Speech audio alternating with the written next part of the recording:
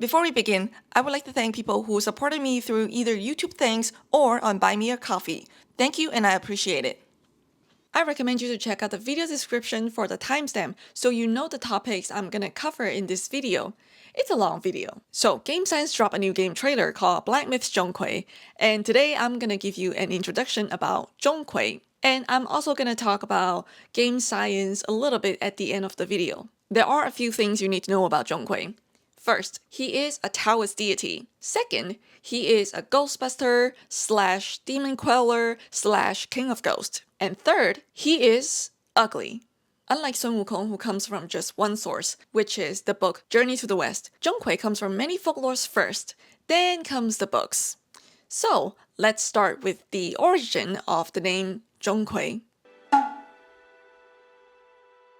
Some say that the origins of Zhong Kui's name can be traced back to the ghost-expelling instrument called Zhong Kui, to the Chinese ritual exorcist from Nuo folk religion, to the plant Zhong Kui from the Chinese medical encyclopedia called 本草纲目, or even to the ancient clan Zhong Kui from the Shang dynasty. Personally, after my research, I think the most credible explanation is the one tied to the ghost-expelling instrument, Zhong Kui.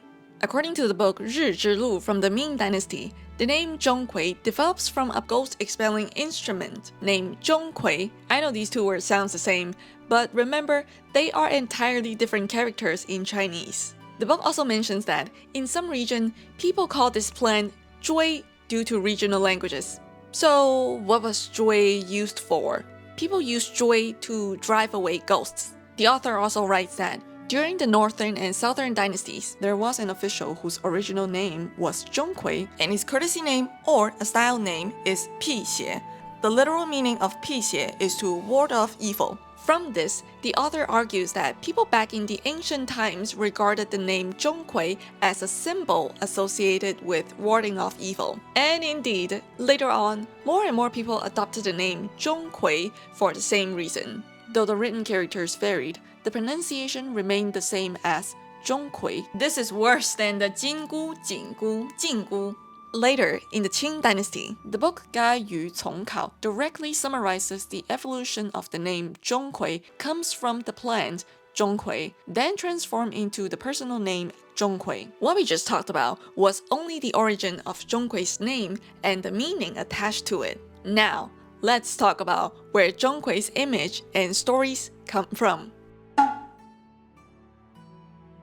In the Northern Song dynasty, the book Meng Xi Bi Tan, a work on science and technology, records the famous story of Zhong Kui appearing as a ghost in Emperor Tang Xuanzong's dream, where he captured another ghost. So the story goes like this. In the Tang dynasty, Emperor Tang Xuanzong suddenly falls ill on his way back to the palace from the mountains, and he is sick for nearly a month.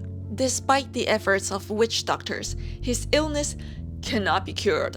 Then, one night, he dreams of two ghosts, one big and one small. The small ghost wears red clothes, one foot is bare and the other dangling a shoe, and he holds a large bamboo paper fan in his hand. He steals consort Yang Guifei's purple sachet and the emperor's jade flute and runs around the palace halls. As for the big ghost, he wears a hat and a blue robe with one arm bare and leather on his feet. He captures the small ghost, gouges out his eyes, tears him apart, and devours him. Then the emperor asks the big ghost, "Who are you?"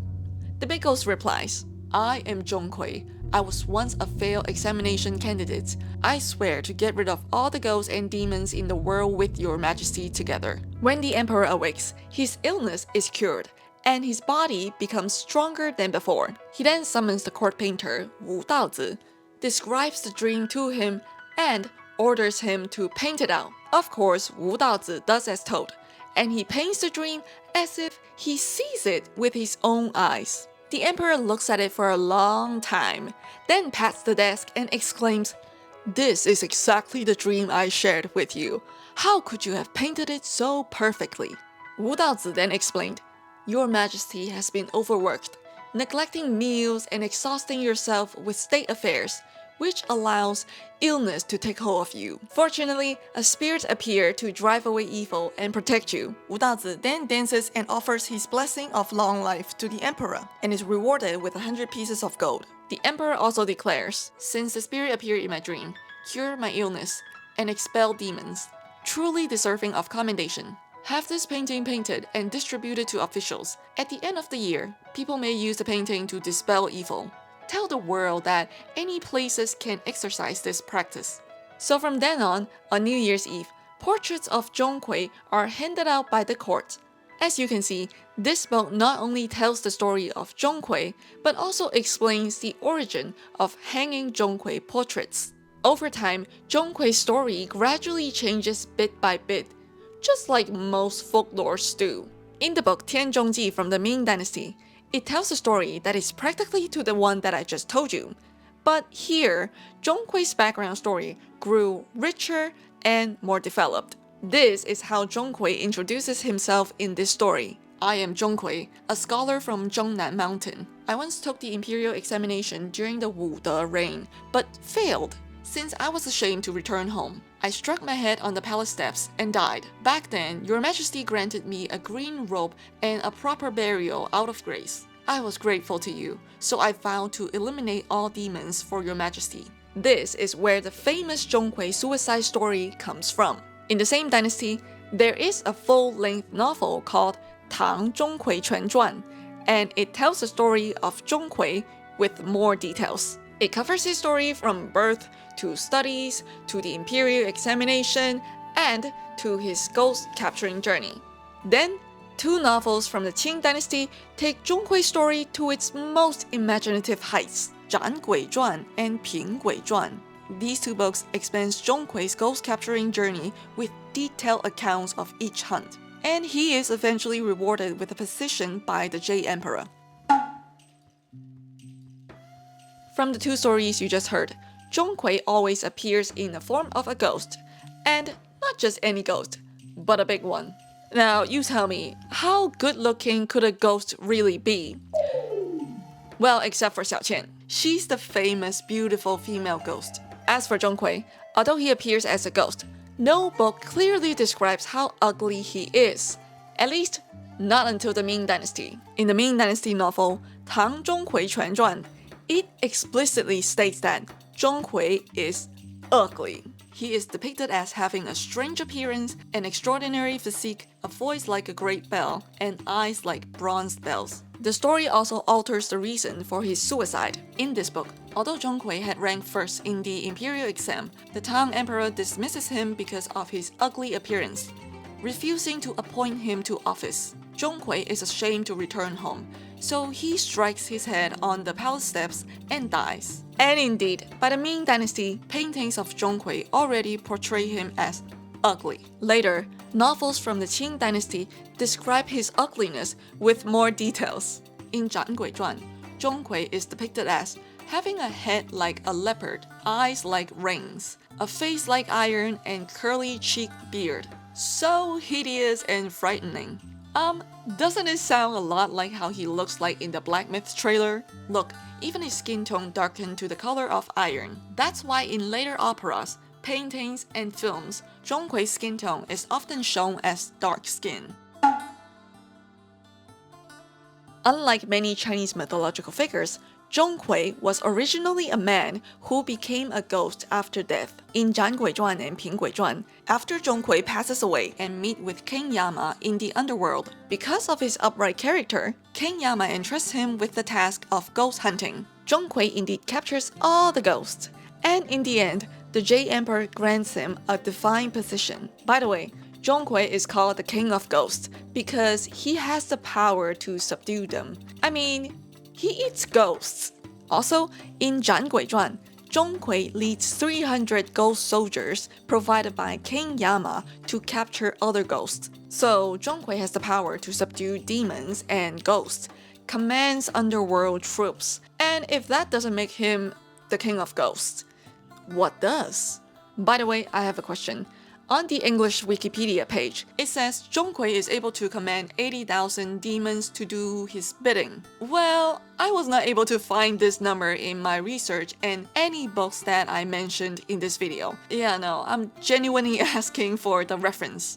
In the game trailer, you can see two ghosts carrying a huge sword. These two ghosts are possibly the two soldiers assigned by King Yama named Xian Yuan and Fu Qu. About the sword, in 平鬼传, King Yama gives out the Qing Feng sword to Zhong Kui alongside with other stuff. Although Zhong Kui is most widely known as a demon queller, by the Ming and Qing dynasties, his business expanded far beyond ghost capturing, and his influence even spread to Japan. Besides being a demon queller, Zhong Kui also became known as Door God, God of Pomegranate Blossom, and God of Fertility. The door god is a protective figure in Chinese folk belief, and their job is to protect the household.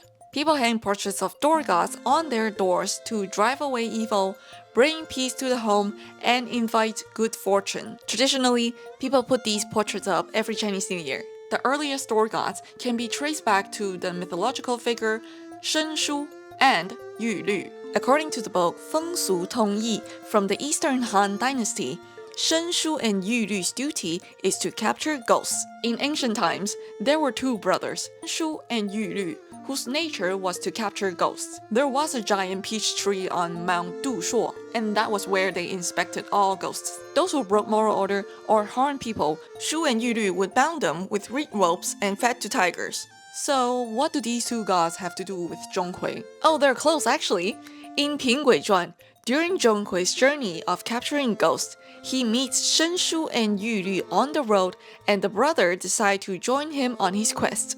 Usually when you see gates with two doors, people would put Shenshu and Yulü's portrait on the doors, or other pairs of door gods. Ah, there's more than one pair. But if there's only one door, like the back doors in traditional Chinese houses, people would put Zhong Kui's portrait up instead.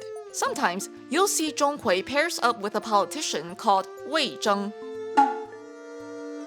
Although no book tells us which season Zhong Kui was born in, there is a folklore that says Zhong Kui was born when the pomegranate flowers bloom. So, how did Zhong Kui come to be associated with the pomegranate blossom? Well, that's because the pomegranate flower carries the same symbolic meaning as Zhong Kui, which is driving away evil. In traditional Chinese culture, the 5th month of the lunisolar calendar can be called Liu Yue, which literally means pomegranate month, because this is when the pomegranate flowers bloom. The 5th month of the lunisolar calendar is about late May to June in the Gregorian calendar, which is the calendar that we all use every day. But that month is also considered the poison month, and May 5th in the lunisolar calendar is regarded as the most poisonous day because venomous creatures come out on this day. Scorpions, snakes, centipedes, lizards, and toads are called the 5 poisons, also known as 5 ghosts. May 5th is also the Dragon Boat Festival. The book Qing Jia Lu from the Qing Dynasty describes the custom of using Zhong Kui portraits to ward off the 5 poisons. Since the pomegranate flower and Zhong Kui share the same symbolic meaning, people associate them together and put them in paintings. For example, in this painting, you can see a flower pinned on his head that resembles a pomegranate flower, and fruits that look like pomegranates and peaches on the table. I say resemble because the painting's description does not explicitly name them as pomegranates, but I mean, look at the resemblance. But don't worry, there is another painting explicitly identifies Zhong Kui as the god of pomegranate blossom. Another title for Zhong Kui is the god of fertility. And this too is closely tied to the pomegranate. Because a pomegranate contains many seeds, it became a symbol of abundant offspring. This fertility symbolism also exists in the pomegranate's native region, Iran. Zhong Kui is not only a god of fertility in China, he is also revered for the same reason in Japan. Zhong Kui was introduced to Japan during the Heian period, which is roughly corresponding to China's late Tang and Song dynasties. The Japanese also adopted the custom of using his portrait to ward off demons and disease. In Kyoto, There's a legend that smallpox would not come near houses where Zhong Kui lived, so people place small Zhong Kui statues on their rooftops to pray for protection and to ward off the smallpox demon. Smallpox demon is a Japanese deity called Hoso Kami. In addition, some regions of Japan hold a festival called the Shoki-sama Festival. Shoki is the Japanese name for Zhong Kui. For example, Akatown in Niigata Prefecture hosts this festival around February to March every year. The festival organizers make a straw man of Zhong Kui, and they exaggerate his male genitalia because this festival is to pray for safety, protection from disaster and disease, and abundant offspring. In all the books that write about Zhong Kui stories, I'm talking about the ones that I did research on and mentioned in this video so far. Zhong Kui never rides a tiger. He rides a horse, he rides a Bai Ze, but never a tiger. I know you're wondering, what's a Bai Ze? Bai Ze is a sacred, auspicious beast in Chinese mythology. I'll explain more about it later. Let's talk about the tiger first. So, why does Game Science depict Zhong Kui riding a tiger in the trailer?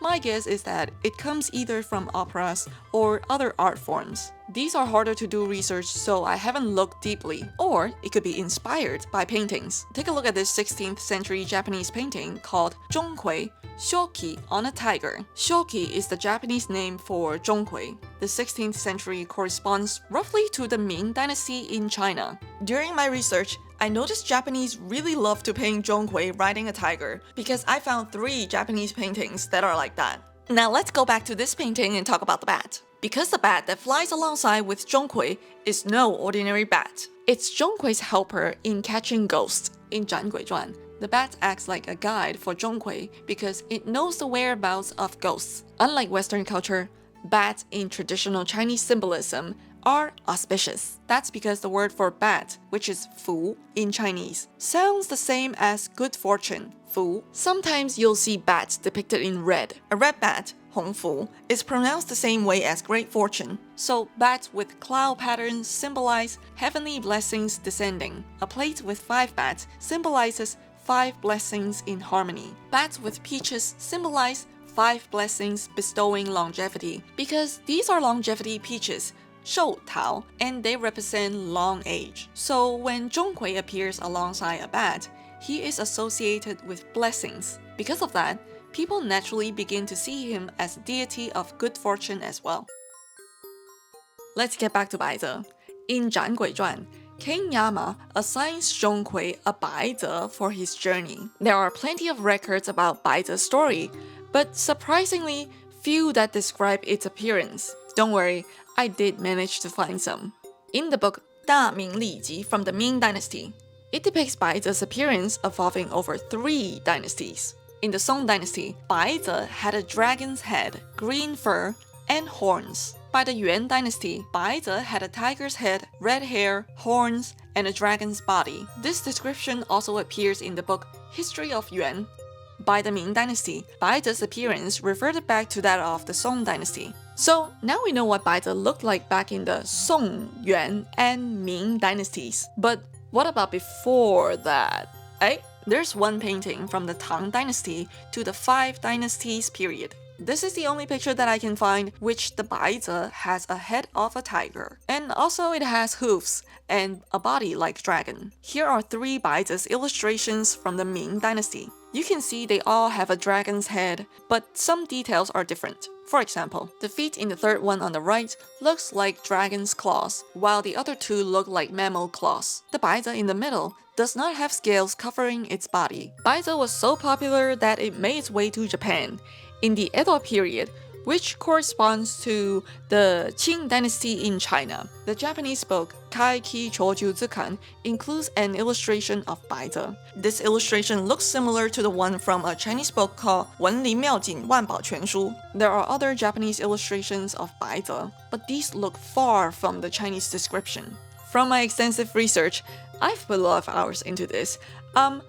I have not found any description that says Bai Ze is covered in all white fur. But this look is somehow popular on Chinese social media. It could simply be that people interpret it based on the word Bai in the name, which means white. Let's talk about Bai Ze's power. In a Taoism book, Yun Ji Qi Qian from the Northern Song dynasty, it can speak and possess knowledge of all things in the world. And because of that, it can tell you things about spiritual beings like deities or ghosts. So cool, right? So I guess some of you might wonder, why didn't Game Science use a Bai Ze in the game trailer? You know, it's a mythical beast Zhong Kui actually rise, and it has a cool power. That's a great question, and I want to know too.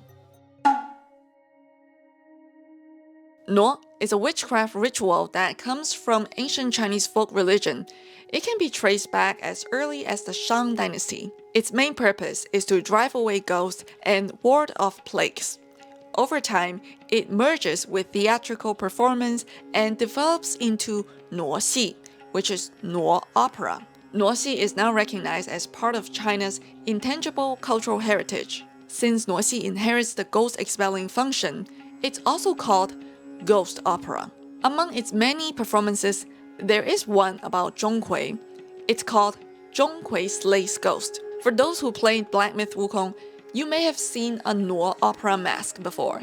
It's from this outfit. There's a tradition emerges from Nuo Xi, which is Tiao Zhong Kui. It's a ritual evolves directly from Zhong Kui's legend, and its purpose is to drive away ghosts and evil spirits. In some places, this ritual is festive, but in others, it's extremely serious and full of taboos. For example, in Taiwan, if you happen to pass by the ritual team, you must walk along with them for the entire route. Otherwise, evil spirits may follow you home. For those who are curious about Tiao Zhong Kui, you can check out a Taiwanese horror movie series called The Rope Curse. There's a famous folklore known as Zhong Kui marries off his sister. The sister usually appears without a name, though some works give her one. For instance, in the book Zhong Kui Zhuo Gui Quan Zhuan from 1995, she is called Zhong Li Hua, and in some traditional operas, she's called Zhong Li. Since this is a folklore, there are many variations of the story. Here's one version from the Cantonese opera I just showed you. When Zhong Kui travels to the capital to take the imperial exam, he rescues a guy named Du Ping, who has been robbed, and Zhong Kui brings him home. Du Ping and Zhong Kui's sister immediately fall in love at first sight, but Du Ping put aside his feelings and travels to the capital with Zhong Kui. On the road, they encounter 5 ghosts. Zhong Kui subdued them all, and they are willing to reform. But in the process of subduing the ghosts, Zhong Kui's face becomes disfigured. After taking the imperial exam, Zhong Kui ranks first. However, the emperor revokes his title as the top scholar after seeing his ugly appearance. Zhong Kui is furious and curses at the emperor and commits suicide on the spot. After that, Du Ping carries Zhong Kui's body back to their hometown and informs Zhong Kui's sister. The 5 ghosts hear the news and are angered by the emperor's injustice. They feel bad for Zhong Kui, so they find the emperor to seek vengeance. But Zhong Kui stops them and saves the emperor. The emperor repents and honors Zhong Kui with a title. Zhong Kui is concerned that his sister is alone and no one takes care of her now that he is dead. So he marries her off to Du Ping, and then he goes up to the celestial realm himself. Other variations of this folklore tweak certain details. For example, in some variations, Zhong Kui senses his sister is being harassed by a bully after his death. So he comes back to the human world and leads his ghost soldiers to scare off the bully and marrying his sister to Du Ping. No matter what variations of the story, some elements always stay the same. Zhong Kui and his sisters are orphans, relying on each other since childhood. The emperor revokes Zhong Kui's top scholar title because of his ugly appearance, which leads to Zhong Kui's suicide. After Zhong Kui passes away, he worries about his sister being left alone, so he wants to marry her off. His sisters always marries to a guy named Du Ping. Zhong Kui leads ghosts to carry her dowry. So, if you hear different variations of the Zhong Kui marries off his sister story, they're all valid, as there's no single official version. Remember, these are folklores passed down through generations. There isn't one. Zhong Kui and Sun Wukong are not even born in the same dynasty. Their only common ground is that their most famous adventures take place during the same dynasty, Tang Dynasty.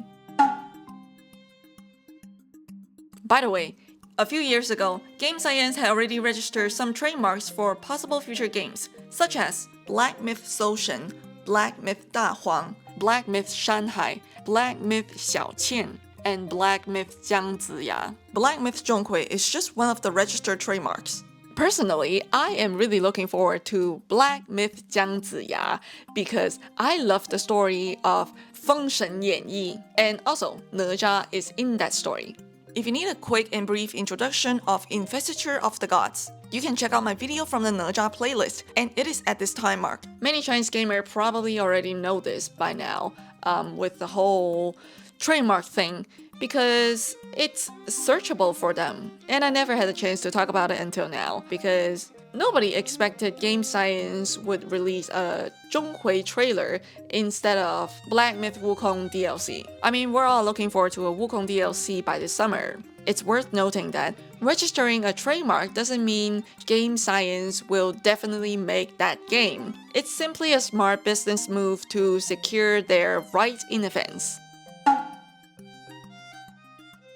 There's not one film, one TV show that I would recommend you to watch to learn more about Zhong Kui, simply because I feel like they put a lot of focus on capturing ghosts and not focus on Zhong Kui's story, like from the beginning to the end. So I don't really know. And also, Zhong Kui is not as famous as Wukong,哪吒, Li Jing, Erlang, you know, like all of them. Zhong Kui is not that famous. Like even in China, people only know Zhong Kui's ability is to capture ghosts.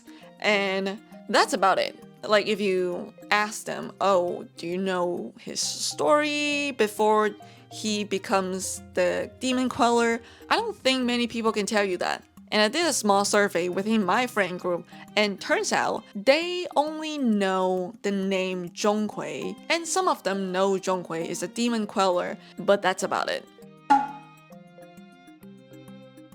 Unfortunately, I cannot find a good English book that covers Zhong Kui's story on Amazon.